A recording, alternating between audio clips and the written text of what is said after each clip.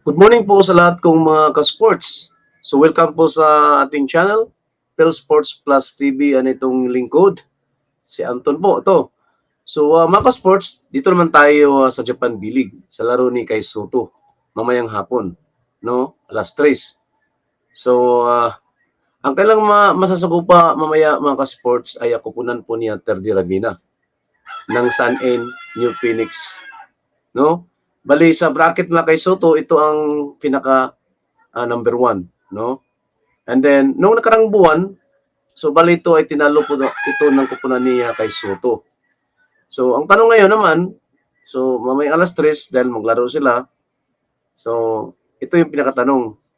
So, matatalo pa ba ni kay Soto sa kupunan, sa kupunan ni kay Soto, itong Sun in New Phoenix. Sa kupunan naman ni Terdi Ramina. Pero, ang ano ko nito, bago tayo umpisa natin mga ka-sports, o lalo sa ating mga bisita, ay huwag po niyo kalimutan na mag-subscribe sa aking channel para update kayo palagi sa aking mga video. So mga ka-sports, huwag aalis. Patuloy po tayo. Mga ka-sports, po dito naman tayo sa standing po ng mga kupunan. No? So dito sa central bracket, sa akin nila kupunan ni Kay Soto at Ater de Rabina ay dito natin makita sa Japan V-League, no, sa kanilang board nila. So itong mga kupunan ni Kay Soto at sa Ater de Rabina ay nabilong po sa central, no, bracket. So dito mga ka-sports, ay nanguna po dito ay ang kupunan po ni Ater de Rabina, itong Sun N New Phoenix. So meron po silang mula March 30 hanggang April 10. So meron po silang isang talo at saka 4 na panalo. So samantalang kay Soto ay nasa pang-6 ang Yokohama V Corsairs. Meron po silang 4 na talo at saka isang panalo mula March 30 hanggang April 10. So dito guys, sa kupunan ng 30 guys, so meron po silang panalo, no? 41 wins and then 10 ang talo. So bali guys, meron po sila lahat na 51 games. Kasi hanggang ano to guys hanggang 60 games na sila. So ibig sabihin, meron po silang siyam na lang naiwan na laro, no? So sa tingin ko dito guys, sa Kay Soto dito, so meron silang siyam na laro. So dapat na matalo nila yung Sun N New Phoenix, no? Kasi pag halimbawa itong Yokohama, dahil yung kasi na dito yung wins nila is 22. So kung halimbawa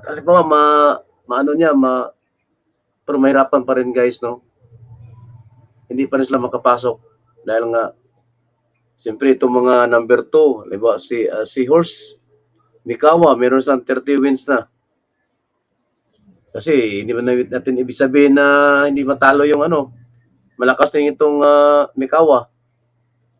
So, and then itong pangatlo, itong Sun Rockers, Shibuya, meron po silang 28 wins. No? Parang sa tingin ko parang mahirapan na yata ito talaga makapasok yung kupunan ni Kay Soto. No? Kung siguro kung minamalas to mga yung number 3, 4, 5, no? Pero sa tingin ko parang mahirapan na talaga guys kasi mula sa sa top 4, meron itong top 4 Fighting Eagles Nagoya, meron na silang 27 wins, no? And then ang sunod ay itong Kawasaki Brave Thunders, no? Naging kalaban na Soto nung nakaraan, no?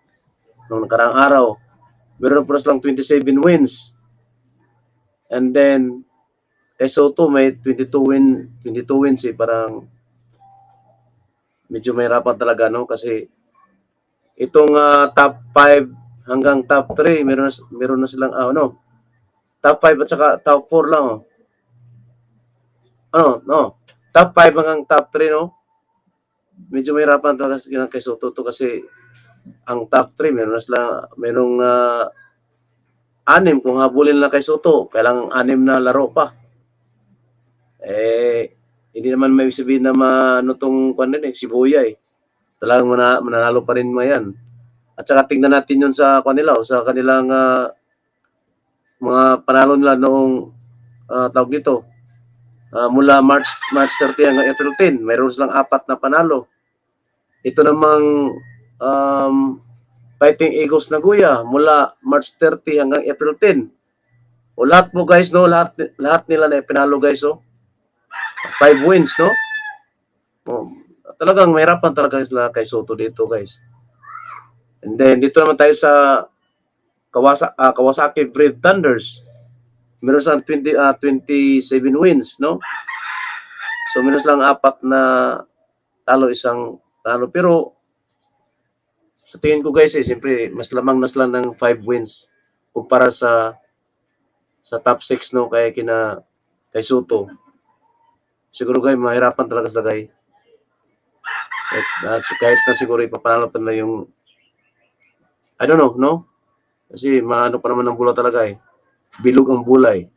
So sana makapasok sila ni kay Soto itong playoffs na to.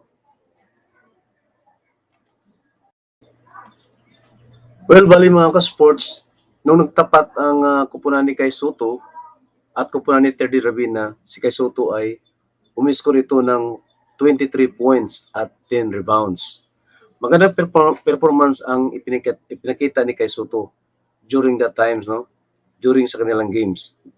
So anyway, mga ka-sports, kung manalo ang Yokohama ng street wins dito sa kanilang siyam na larong naiwan, kasi ang pagkakalam ko kasi mga ka-sport, no, regarding sa playoffs, so bawat bracket ay kukuha ng top 3. At kung kung sino yung the best 4 sa bawat bracket, yun ang maidagdag doon sa top 3. Kasi ang currently top 4 sa bracket nila kay Soto ay ang Fighting Eagles Nagoya. So sa 5 games mga ka-sports, so ipinapakita ng Fighting Eagles Nagoya ang kanilang mga magagandang performance. No, kasi the time mula March 30 hanggang April 10, so wala po silang talo, no? So ano kasi din kasi magaling din kupunan nito eh, yung kupunan po ni Terdy Ravina. So dito guys, so sa totoo lang talaga ay tagilid talaga ang kupunan ni kay Soto. Siguro sa bawi lang sa sunod na Liga ng Japan V-League. So actually guys, enjoy lang po tayo manood mamaya, last 3 ng hapon. Sana may pakita rin ng kupunan ni kay Soto na matalo nila yung top 1 ng kanilang bracket na Sanin New Phoenix na kupunan po ni Terdy Ravina. So hanggang dito lang po mga guys at huwag po kalimutan po yung aking mga bagong bisita na mag-subscribe. And then sa aking mga ka-sports, so enjoy po tayo manonood mamaya ng laro na live nila kay Soto. Alas 3 po ng hapon sa araw na to. So maraming salamat mga ka-sports. Babu!